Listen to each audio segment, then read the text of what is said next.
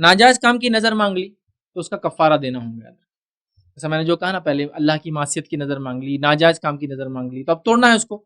حدیث میں بات تو آگے توڑ دینا ہے، لیکن توڑنا ہے تو کفارہ دینا پڑے گا.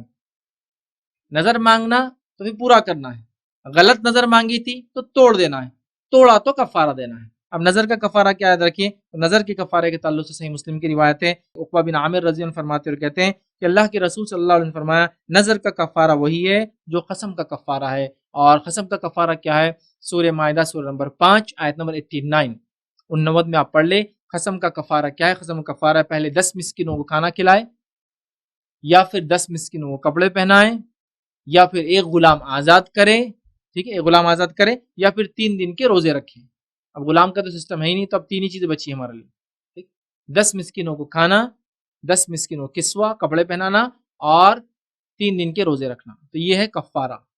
یہ قسم توڑنے کا کفارہ ہے، یہ نظر توڑنے کا کفارہ ہے، یہ جائز نظر توڑنے کا کفارہ ہے، اور یہ ناجائز نظر توڑنے کا کفارہ ہے. یہ گناہ کی نظر توڑنے کا بھی کفارہ ہے، غلط نظر توڑنے کا، سب کا کفارہ ایک ہی ہے. جو قسم کا کفارہ وہی نظر کا کفارہ ہے. تو کسی سے نظر پوری نہ ہو سکے تو توڑ دے اس طرح سے. ٹھیک ہے، چلیے آگے بڑھتے ہیں.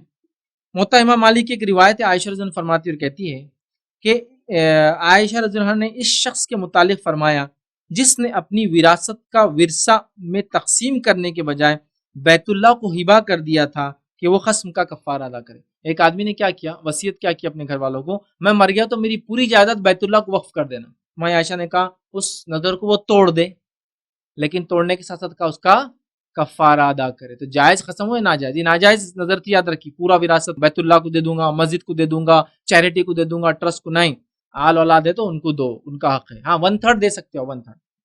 ماں عائشہ نے کہا یہ نظر توڑ دے، ایسا ارادہ غلط ہے، اور اس کا کفارہ ادا کر دے. ابن عباس رضی اللہ عنہ مروی ہے کہ نبی اکرم صلی اللہ علیہ وسلم کو جب یہ بات پہنچی کہ عقبہ بن عامر کی بہن نے پیدل چل کر حج کرنے کا ارادہ کیا ہے، تو آپ نے فرمایا بے شک اللہ اس کی نظر سے بے پرواہ ہے، اور حکم دیا اس کو سوار کر دے.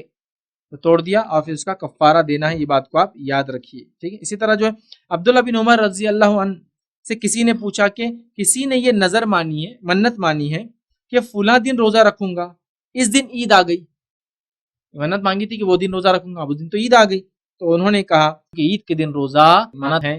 ٹھیک ہے، تو نظر کو توڑ دینا اور اس کا کفارہ دے دے. کفارہ وہی 10 مسکینوں کو کھانا کھلائے، یا 10 مسکینوں کپڑے، یا غلام آزاد کرے، یا 3 دن کے روزے رکھے. ٹھیک.